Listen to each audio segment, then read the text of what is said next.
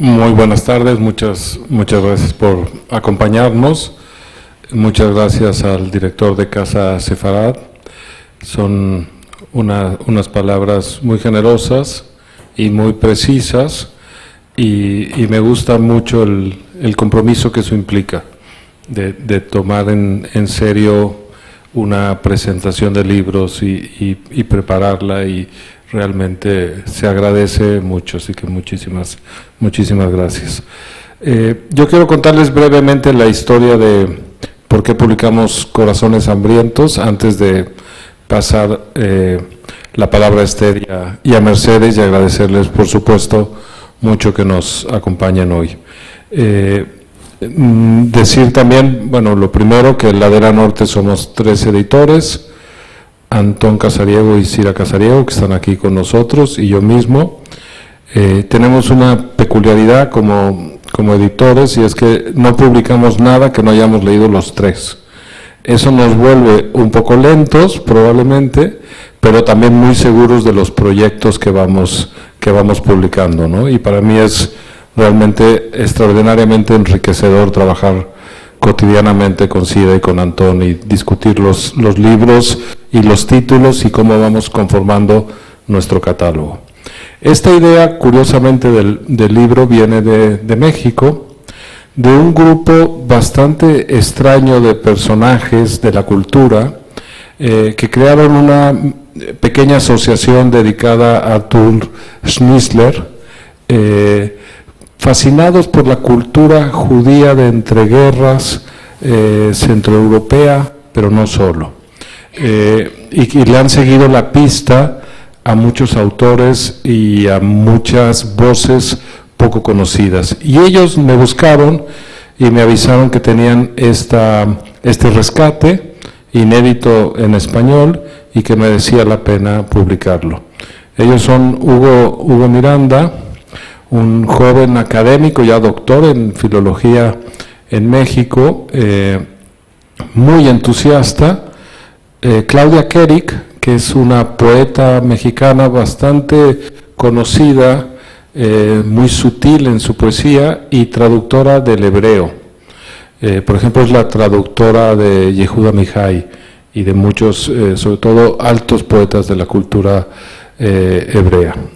Y el traductor de este libro, que es un muy extravagante escritor de ciencia ficción, profesor universitario, que su pasión es también el rescate de la cultura judía olvidada, que se llama Irving Roth. Bueno, estos 3 personajes nos pusieron en la pista de Corazones Hambrientos. Y cuando yo lo leí primero, antes de pasárselo a Antonio y a Cira, quedé deslumbrado por la inteligencia narrativa de un personaje del que yo no tenía la más remota idea, que nunca había oído hablar de ella. Y me recordó en muchos sentidos a Lucía Berlin, alguien que hace de su desgracia personal o de su lucha por la supervivencia o por la vida una obra extraordinaria, con marcadísima tintes autobiográficos, pero al mismo tiempo transformados por el arte de la ficción. Aunque yo no voy a hablar del libro, solo les quería, digamos, poner en circunstancia. También decir que están viendo en la pantalla, y los veo viéndolo repetidamente, un pequeño video que organizó Antón Casariego, que siempre es muy profesional en las presentaciones, tiene un toque como de calidad en las cosas que vamos haciendo, que combina información de la autora con la recepción del libro en su momento, que curiosamente fue un libro que muy rápidamente la proyectó a la fama. Se publicó en 1920, como decía el director de Casa Sefarad, y muy poco después se llevó al cine, con enorme éxito, en el cine mudo de Hollywood de la década de los 20. Y luego la autora, por 1001 circunstancias, acabó de nuevo olvidada.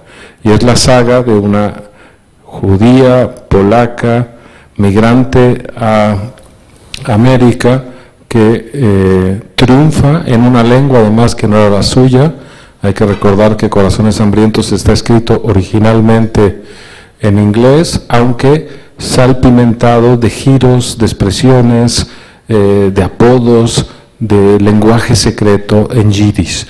Y esa es la combinación y la dificultad enorme de la traducción, ¿no? Que logra hacerse un nombre y un camino en Estados Unidos y luego por circunstancias personales se va desvaneciendo, ¿no? Y eso es justo de lo que queremos hablar hoy aquí, decir que para mí es una enorme felicidad compartir mesa con Esther Ben-Dahan, a la que quiero y admiro mucho. Voy a leer velozmente una pequeña ficha de ella. Es una destacada escritora e intelectual, nacida en Tetuán, Marruecos, en 1964, que forma parte de la comunidad judía española en gran medida desconocida. El interés por la herencia cultural sefardí, a la que pertenece su familia, se encuentra no solamente en su obra literaria, sino en su trabajo cotidiano como responsable de esta casa, de la programación cultural de esta casa.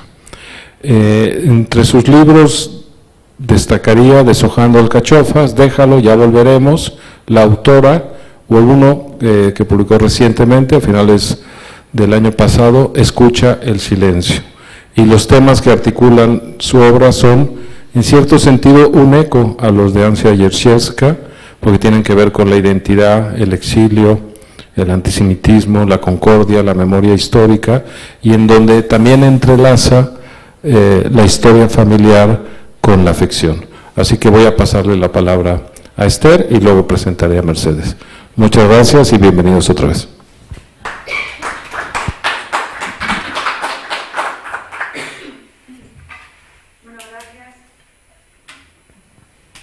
Gracias Ricardo, gracias Mercedes, gracias al director y a vosotros que estáis esta tarde compartiendo con nosotros. Muchísimas gracias. Digo el director porque, como dices tú, Ricardo, es importante también que en los espacios nos den lugar a los temas culturales y que los tengan en cuenta. Y también a ti como editor, pues que también es muy importante el trabajo editorial que estáis haciendo, porque esta recuperación significa volver a traer a nuestra lengua, porque esto está, como me estabas contando, está traducido por primera vez al español del inglés y con matices que tenían en el yiddish, que el yiddish es la lengua que utilizaban estas comunidades que forman parte de las comunidades polacas, alemanas, y que tiene mucho que ver, son lenguas eslavas y es una lengua, podemos decir que una de las lenguas judías, igual que el judeo español. Y como estabas diciendo, ella utiliza también esta lengua, pero hace el esfuerzo de escribir en inglés, que no es tampoco su lengua. Y también quiero agradecer a mi amiga Mercedes Monmani, ensayista, y que además que tiene tiene una serie de libros que recuperan precisamente a estos autores y que forman parte también de nuestra Europa, como Fronteras por las fronteras de Europa.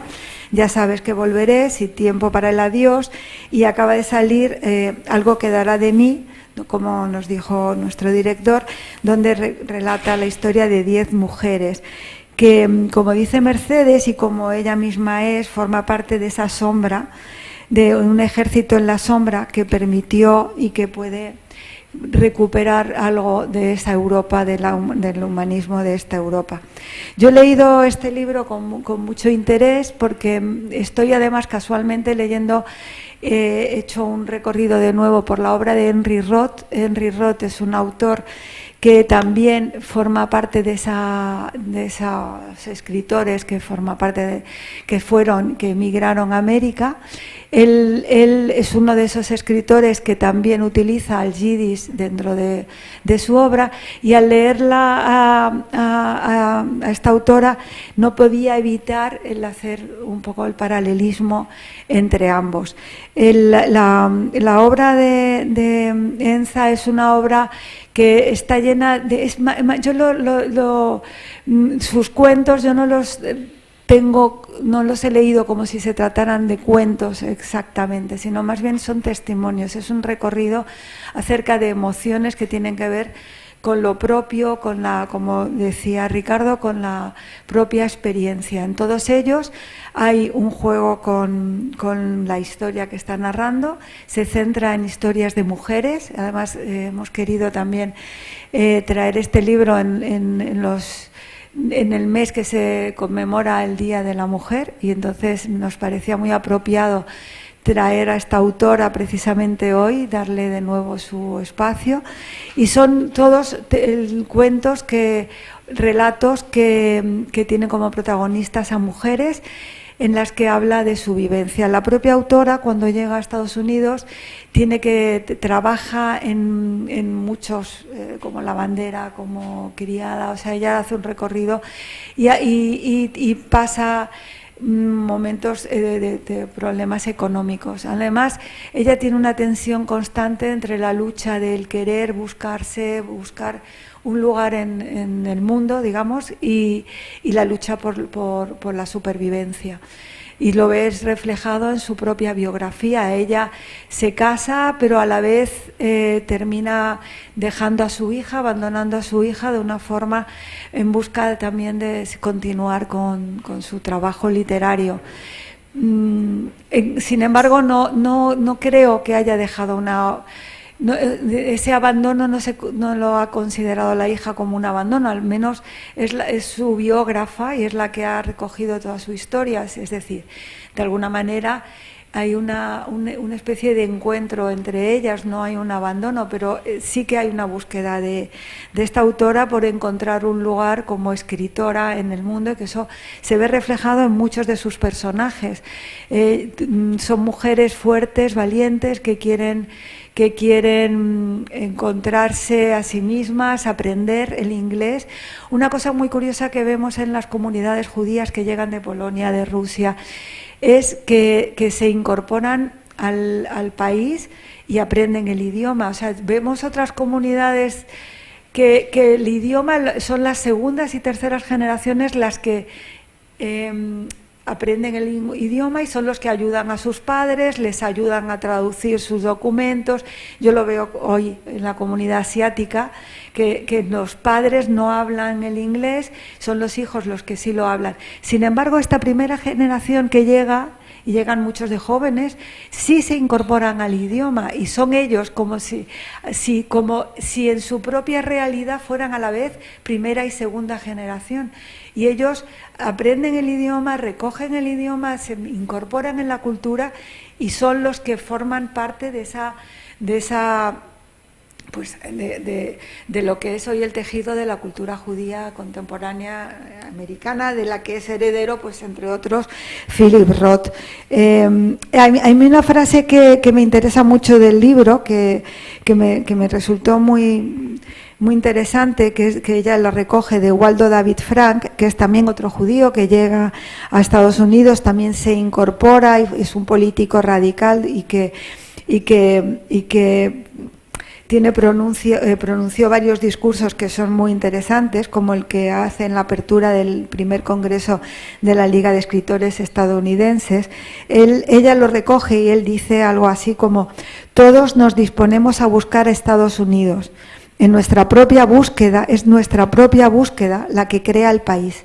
Así, la calidad de nuestra búsqueda determinará la naturaleza del país que creamos. Yo, que tengo ahora un hijo viviendo en Estados Unidos en esta nueva situación, todo eso me mueve, porque hay nuevas generaciones y en Estados Unidos también los que conforman esta identidad no solamente son los judíos askenaz que llegan de Polonia, de Rusia, sino que también hay judíos sefarditas que llegan mucho antes y que son los pioneros que van formando la ciudad de Nueva York, que esos también, como luego recordaré. Exacto. Se dice en el prólogo que las protagonistas de Yeniezka no son heroínas por tener suerte, sino por la fuerza interior con la que afrontan sus dificultades, que es de lo que estábamos hablando. Y a través de estas historias se da voz a la experiencia de mujeres inmigrantes que durante mucho tiempo permaneció sin ser contada. Y también el hambre de esas mujeres no es solo de comida, sino de dignidad, justicia y pertenencia. Yo también diría de conocimiento. Se le compara y influye en autoras como Vivian Gornick o Susan Sontag o con Fran Lebowitz. A mí, yo destacaría dentro en ella, en particular en sus historias, en relación con las historias de otros también escritores, es, por ejemplo, cómo hay una especie de extranjería constante dentro del personaje, su desarrollo de la pertenencia desde la otredad, que es algo muy, muy característico de los personajes. Hay una salida del gueto y llegan a una especie de nuevo gueto, pero que es un gueto abierto, como se dice también uno de los ensayistas que hablan de esta obra, porque es un gueto abierto, no tiene nada que ver con el gueto anterior. Sin embargo, a veces hay como una nostalgia de un gueto en el que venían los pogroms y que había otro tipo de realidad. Aquí la realidad y el dolor, la herida, es la pobreza. Entonces se mezcla, por un lado, la extranjeridad con la clase social, y que eso también es muy interesante cómo ella lo desarrolla. Está la lucha por la supervivencia, la superación, y hay por un lado, y en muchos de sus personajes, aquí una de lo que estáis viendo también, hay imágenes de una película que se hizo sobre este libro, sobre Corazón Hambriento, y es una película que me recuerda también a otras películas del cine de esa época, de los años 20, que hablan mucho de personajes que podrían estar muy bien basados en los personajes de ella. Es una especie de vergüenza también por el origen. Hay por un lado clase social y por otro lado distancia cultural. Cuando llegan a unos barrios y los personajes son, pues como muchos de los personajes que tiene ella, personajes que empiezan a decir maldiciones, como una que maldice a sus propios hijos, pero en realidad es una maldición desde el amor, y hay que entenderlas así.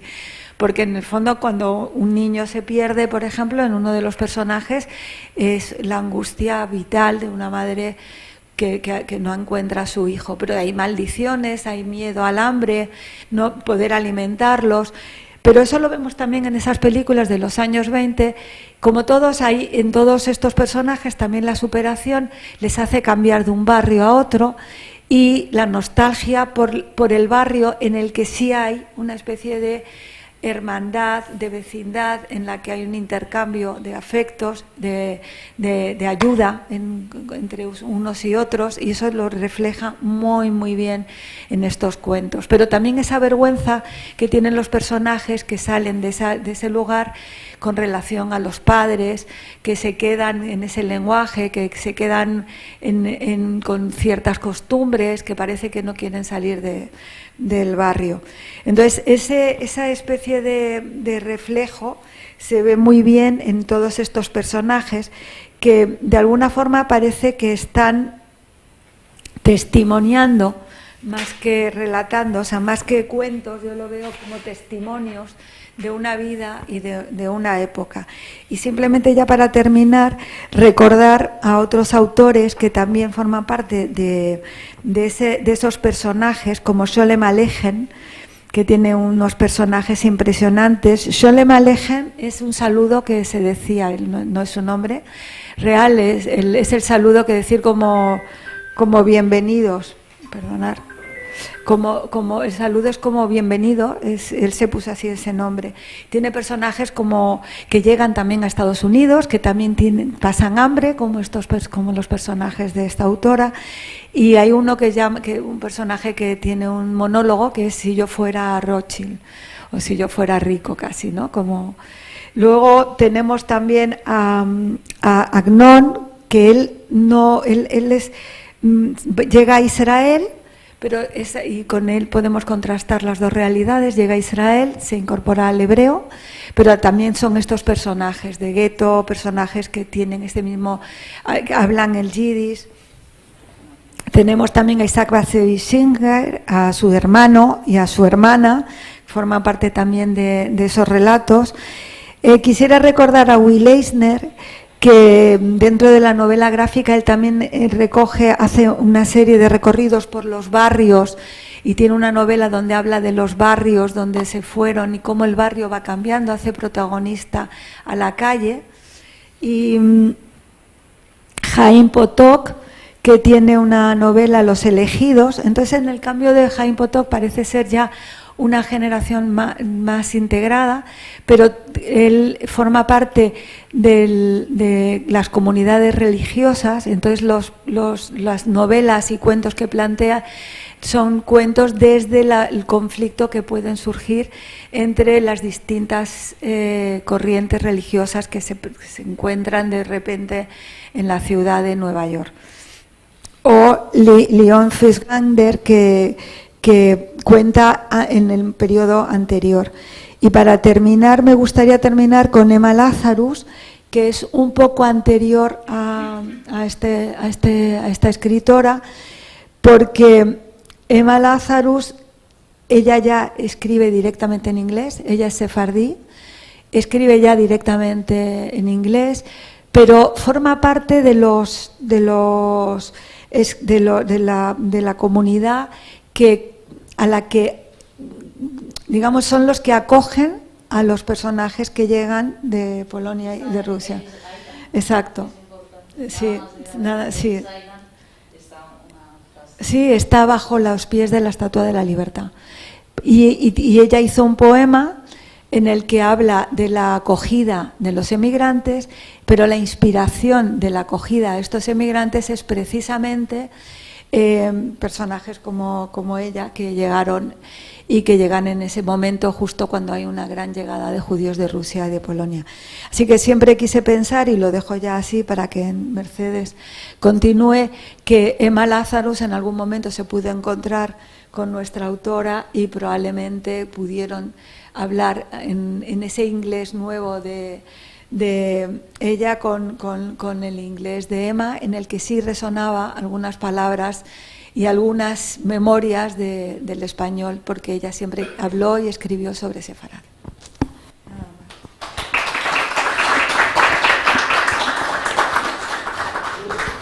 Le pasamos sin más el micrófono a Mercedes. Yo quería comentar alguna cosa de lo que ha dicho Esther, pero lo hacemos si quieren al final. Solo decir el libro del que ya hemos hablado, que tenemos aquí, de Mercedes, Algo quedará de mí, y decir que Mercedes es una de estas personas cruciales en una cultura, porque son las que articulan una conversación. No creo que haya muchos referentes en España como Mercedes Monmany, en términos de conocer tantos mundos y trasladarlos en diálogo muy enriquecedor a España.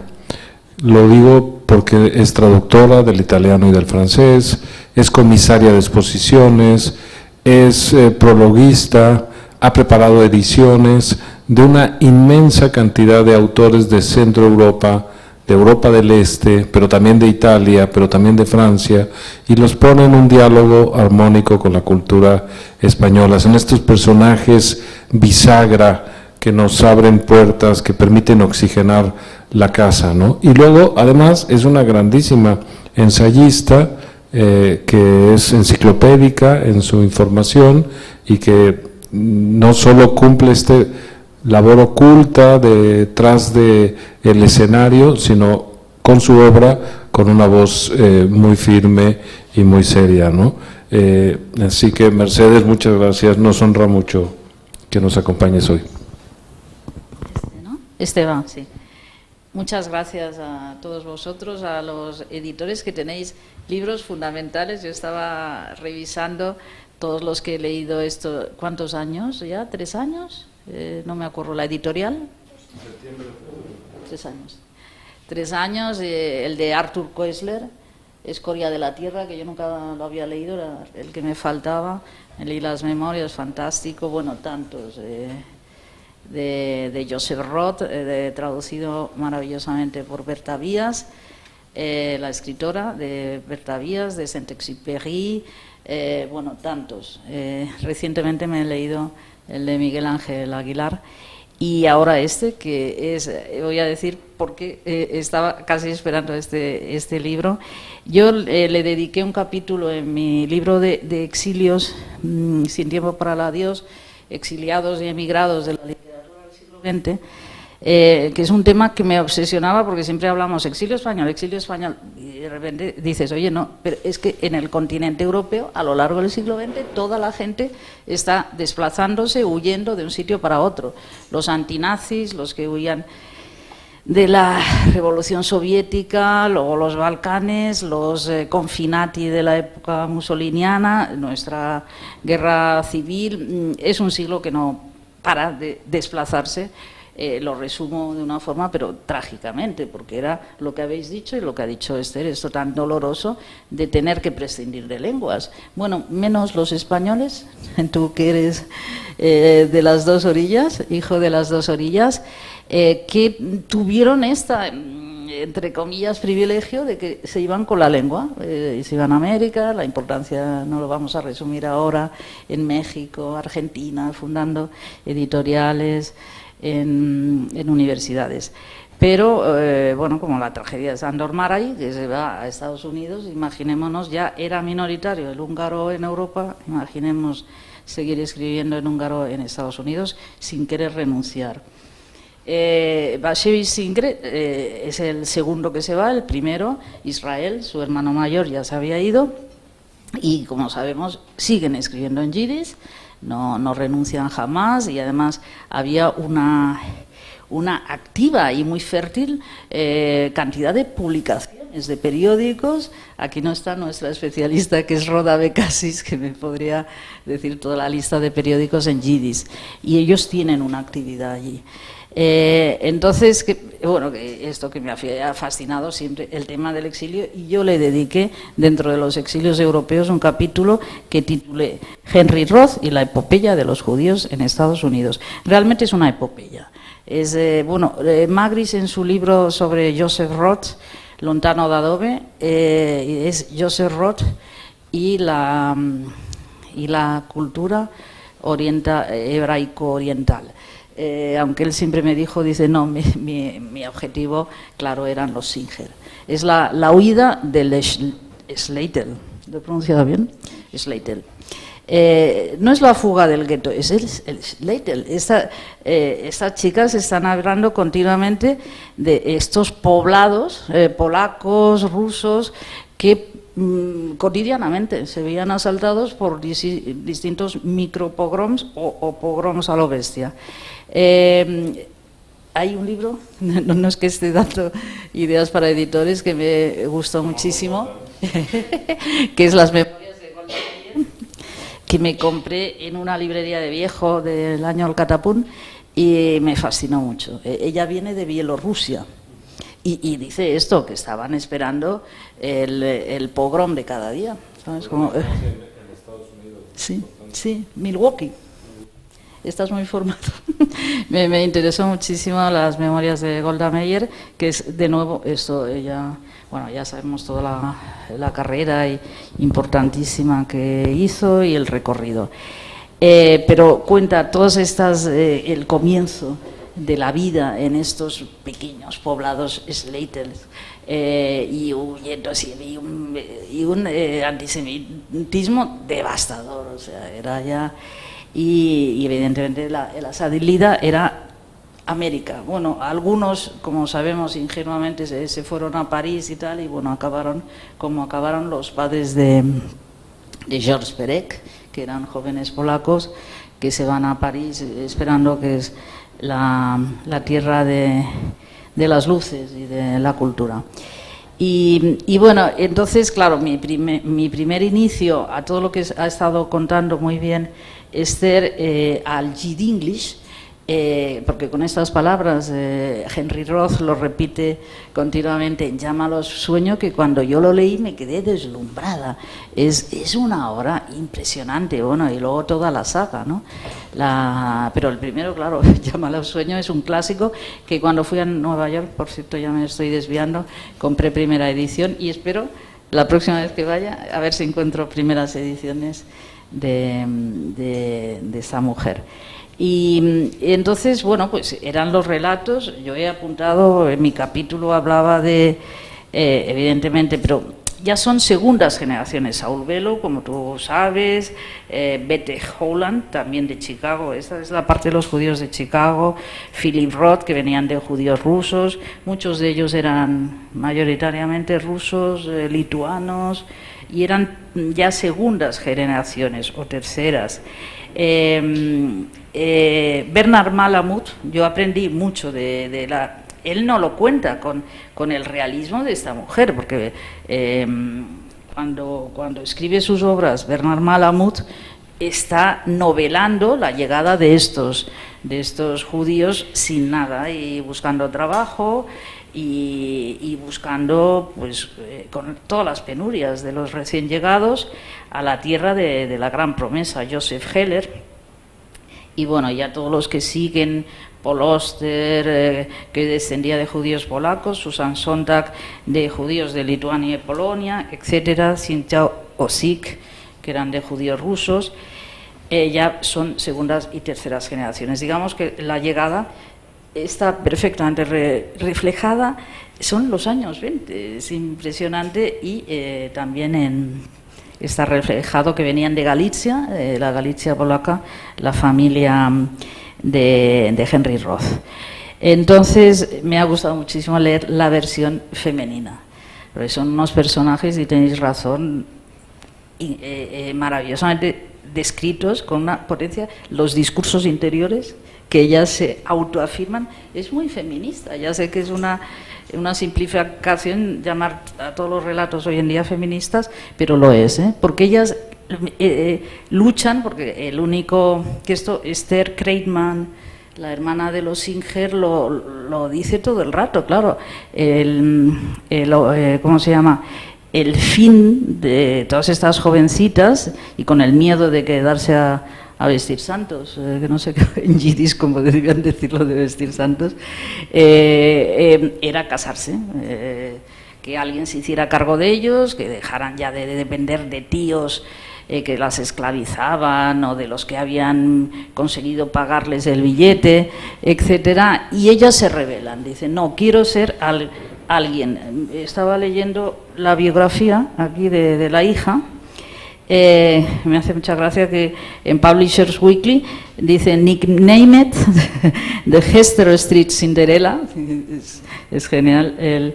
Y bueno, dicen esto, es la lucha por llegar a convertirse en una persona. Esto es fantástico, porque son mujeres que tienen una fuerza con todos los desastres, de penurias, de ir vestidas con semiandrajos, de los amores fallidos, y etcétera. Eso, lo del amor fallido y esta obsesión por alguien que en algún momento han tenido, que les ha deslumbrado, se repite. La maternidad, pero siempre con esta afirmación, la afirmación de tengo que ir más allá, y tengo que conquistar mi vida y conquistar más allá de los temas materiales. Entonces, bueno, pues lo que decía, que yo todos los relatos, bueno, que no se me olvide que hay otro fundamental también de la llegada de la primera hornada, que yo hablo bastante, y a ver si lo he apuntado, que hablo bastante, es Reznikov. Reznikov está publicado en Siruela, y es también los relatos de la primera llegada, y lo ves perfectamente, pero faltaba el personaje femenino, o sea, la profundización que hace esta mujer para mí ha sido importantísimo, porque si no tenía que ir imaginándomelo siempre a través de grandes autores como Henry Roth, como Bernard Malamud, que es fundamental, y El hombre de Kiev, ya lo sabes, que es una novela impresionante. Y entonces, nada más entrar, le he dicho a los que tenemos la pasión bibliográfica de ir comprando libros y de segunda mano, de lo que fuera, una vez compré la versión francesa de lo que es la Biblia de la emigración de Judía a América, que es de Irving Howe, y nació en Nueva York, es un crítico conocido, y es World of Our Fathers, The Journey of the East European Jews. Entonces lo compré traducido al francés, era un volumen así, y te explicaba todo, o sea, desde las llegadas múltiples, las jornadas, daba cifras, etcétera, Ellis Island, todo. Y luego te hacía también lo que pasa es que no lo tenía en la casa de aquí, claro, yo no lo tenía memorizado, y te hacía una lista inmensa de autores, y lo compré en francés, Le Monde de Noper. Y es la llegada, eso que yo llamo epopeya, porque es que salían de mundos terroríficos, y llegan a la tierra bueno, son pobres, miserables, pero finalmente la tierra de la libertad que no habían conocido. Y yo lo subrayé, pero es que no he traído el libro. En el prólogo dice que es no sé cómo lo dice la frase, es el primer intento, la primera construcción de un Israel. O sea, que en algún momento ellos tendrán una tierra. Entonces, de momento es el East Side, el East Side es el pequeño Israel. Y eso es muy interesante, la construcción ya de ellos con una identidad judía, sin persecuciones, plena, y que dan, claro, todos estos rasgos, pero que han tenido todas las comunidades, todas las religiones son misóginas por naturaleza. Y que, bueno, estas mujeres tienen que luchar contra eso, ¿no? La misoginia, el desprecio, etcétera, son unas grandes luchadoras. Bueno, me ha gustado muchísimo los que estáis aquí, espero que lo leáis, y para mí ha sido muy importante completar los relatos, y bueno, de Wassily Singer, que todos los que estamos aquí lo adoramos, los cuentos de estas tertulias de Nueva York, que son, bueno, deliciosas, de cada uno inventa la cosa, pero grullada más grande del mundo, y entonces completar todo ese mundo de Bashevis, de Reznikov, que yo decía, de Henry Roth, una voz directamente femenina, porque la hermana de Singer, que, perdón, no me he repasado la lección antes de venir, la hermana de Singer, Esther Kreitman, que es fantástica, si estuviera aquí su traductora, que ella escribe en yiddish, es la tercera Singer que escribe en yiddish, es impresionante. Su traductora Roda Abekasis, que nunca le agradeceremos suficientemente. Ella no habla de esto, que a mí siempre me interesó mucho, la llegada de estos, bueno, que también hay llegada, pues imaginémonos, de italianos, de polacos, tantas comunidades, bueno, tierra de migración en Estados Unidos, pero me interesaba mucho la de... Y ella no lo tiene, porque ella viaja a Inglaterra, o sea, su lugar de escape es Inglaterra, y entonces, bueno, faltaba esta pieza, que esta mujer lo representa absolutamente. Y bueno, yo no sé, mi tentación de comprarme la biografía de la hija. Por cierto, hablando de hijas, esto hombre, no es que se repita bastante. Doris Lessing abandonó al hijo, pero ahí creo que permaneció un mal rollo, o sea, tuvo una fatal relación con el hijo. Pero bueno, ella emprendió, se fue de África, se fue a Londres a vivir su vida y tal, al hijo no tuvieron. Y luego otra escritora que me gusta mucho, Muriel Spark, también tuvo un hijo, ¿sabes? O sea que no es nuevo. Lo que me ha gustado ver es que, bueno, que esta hija le dedicó una que es importante, una biografía, y bueno, ganas de leer la biografía de las Cinderella, de Hester Street. Bueno, pues nada, muchas gracias a editores, muchas gracias al director del Centro Sefarat Israel, muchas gracias a Esther. Y nada.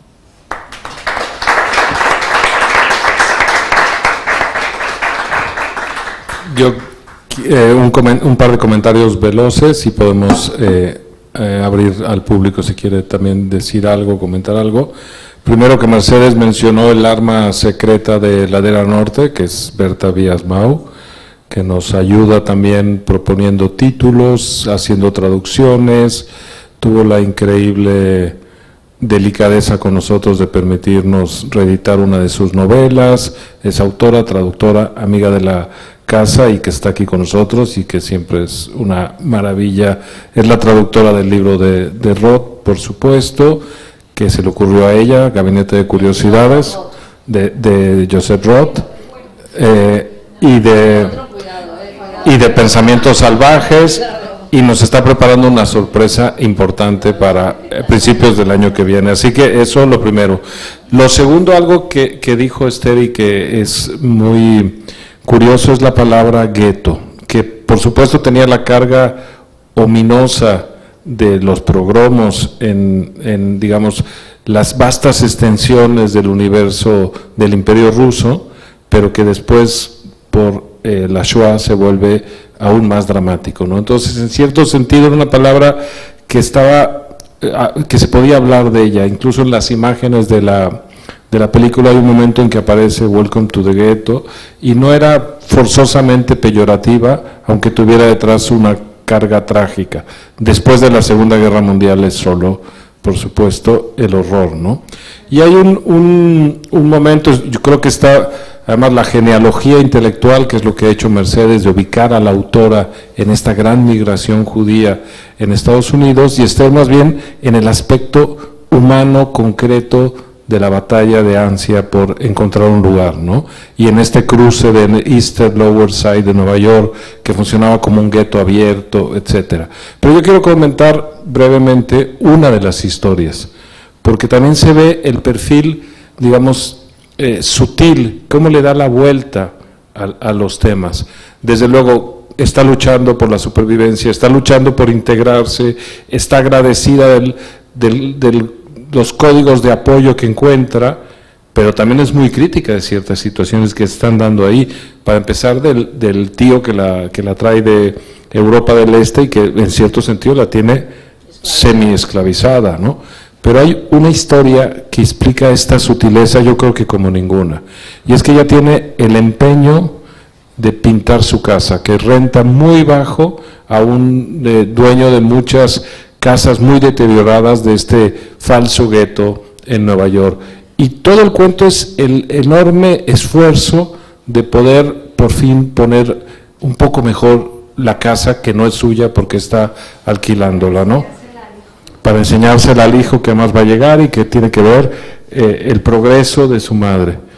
Y la historia es terrible porque cuando el dueño del local lo ve, de la habitación, lo ve arreglado, le sube el precio de inmediato y ya no puede pagarlo, porque ahora sí está en condiciones de alquilarse a mayor precio.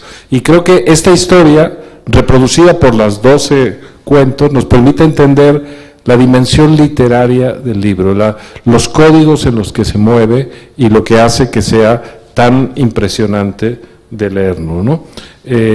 Así que, bueno, muchas gracias de nuevo a todos, y si hay espacio para un breve coloquio, lo abrimos con gusto, y si no, recordarles, bueno, que somos una pequeña editorial independiente, hemos hecho el esfuerzo de traducir el libro, de publicarlo, y gracias a un librero amigo de la librería Antonio Machado, incluso están aquí a la venta ejemplares. Quien se acerque a comprarlo no se va a defraudar, así que los invito también, si quieren, a adquirir un ejemplar, ¿no? Y si no hay preguntas, pues damos por cerrado el evento. Si hay alguien que quiera decir algo, bienvenido.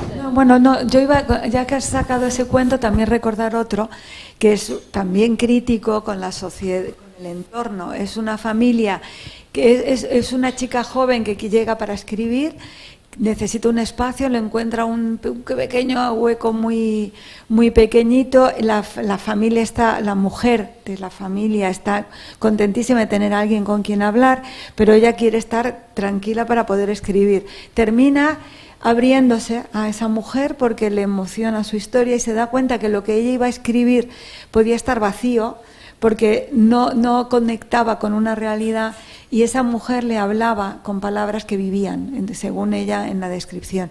Entonces un vecino generoso les trae una tarta que le han regalado, y es parecido al tema de la pintura, cuando toda la familia muerta de hambre, los niños de esta señora no tienen que comer, entonces cuando ven la tarta se ponen emocionados, se sientan todos alrededor, felices, contentos, y en eso llaman a la puerta, abren a la puerta y es la gente de la beneficencia, que viene a ver pues si siguen igual de pobres prácticamente. Entonces cuando ven que están comiendo una tarta, como que les sorprende y les dice, oye, si tenéis para una tarta es que no necesitáis de nuestra ayuda. Entonces hay también una crítica, pues una crítica no estructural, es una crítica inteligente que llama la atención también sobre esas situaciones en las que el otro, el que acoge, no sabe tampoco acoger, ¿no? Y no tiene la capacidad de ver realmente, y tiene una distancia muy dura y frente al que necesita su ayuda.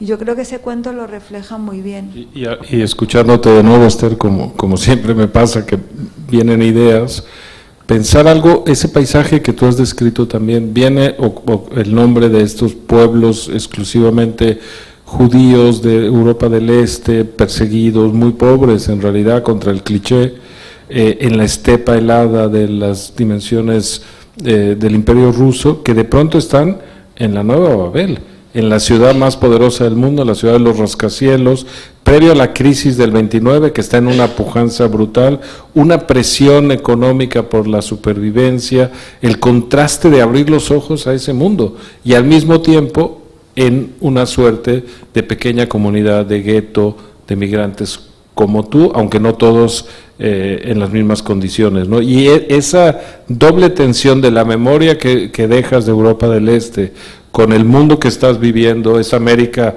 alta, fuerte, poderosa, limpia, aséptica, etcétera, con tu circunstancia, ¿no? Y de esa tensión es de la que nacen muchas de estas historias, ¿no? Hay que celebrar la edición, de unas fotos fantásticas. Todo eso, Sira y Antón Casariego, siempre.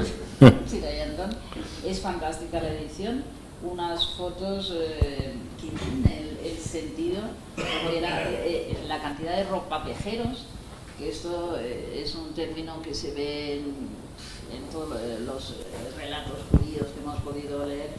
Eran esas montañas de este señor que está rodeado de zapatos que vuelan. Sí, que lo están viendo atrás, por suerte.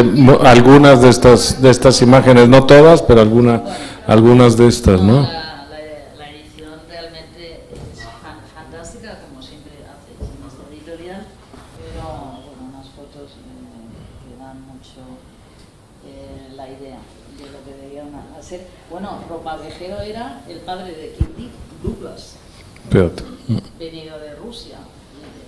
Era cantidad de gente que se dedicaba a esto. Imaginamos qué tipo de ropa. Nos pide la palabra alguien del público, así que se la cedemos con gusto.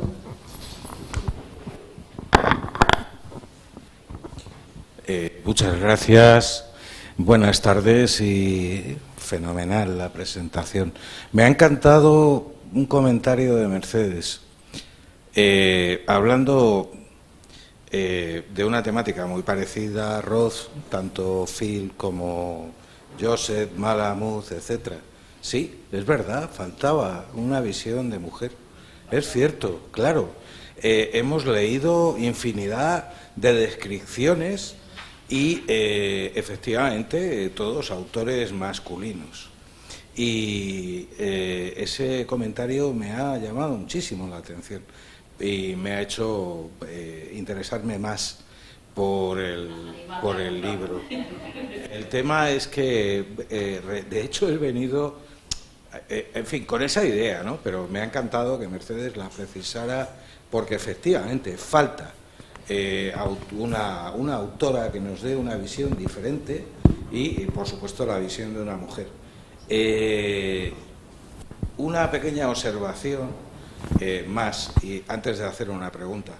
El cuento de la pintura me ha llamado mucho la atención, lo leeré con mucho interés porque lo he conocido personalmente y no era pintar la casa, sino arreglar los baños, y efectivamente el desenlace es idéntico. Es una historia reciente, ¿eh? El casero, aprovechando un resquicio de la ley, sube, vamos a decir que multiplica por 1000 el alquiler, pero lo curioso es que la reparación, modernización, poner los nuevos, vaya. El inquilino lo había hecho de su propio bolsillo y con el permiso del casero. Sin embargo, cuando la obra está terminada, es una reforma, parece ser que se puede multiplicar por 1000 el alquiler, y la consecuencia es que este hombre, el inquilino, muere como consecuencia del inmenso dolor, disgusto que le produce semejante traición y bellaquería. Esa observación, lógicamente, ha venido de los comentarios que habéis hecho. No hay que dar ideas a los alquileres actuales. Y una, yo no doy ideas ni consejos, pero el cuento me ha llamado mucho la atención. Una pregunta: en la presentación, en el libro, etcétera, corazones hambrientos, corazones salvajes, corazones enfadados. Quiero decir, Corazones hambrientos es realmente el título original, o ha sido una elección. Como no conozco el detalle, pues lo pregunto. Es el título original en inglés. Es una traducción literal del título original. Y no es un hambre solo de comida, es hambre de vida. Es hambre de vida. De libertad. Claro, esto es fantástico también. A mí también me lo pareció. El título es muy retador porque es un hambre total de nueva vida, no solo de la comida que ya se supone. Pero con corazones, porque hace ese juego. Es el hambre, pero habla de corazones. Habla del adjetivo. Y una curiosidad de Antón, uno de los 3 editores, que es un fetichista, y es que cada libro que vamos publicando se compra por su cuenta y riesgo libros relacionados o vinculados a los títulos que vamos haciendo, y por eso subí con estos, porque son de Antón. Uno es la biografía que escribe su hija, que tiene una relación conflictiva con la madre, pero no de ruptura, sino de reconciliación, de acabar entendiendo lo que tenía que hacer su madre para construir una obra y una vida al margen. Otra biografía curiosísima, la edición ya en Penguin Clásicos, pero que utiliza la imagen de la película, y edición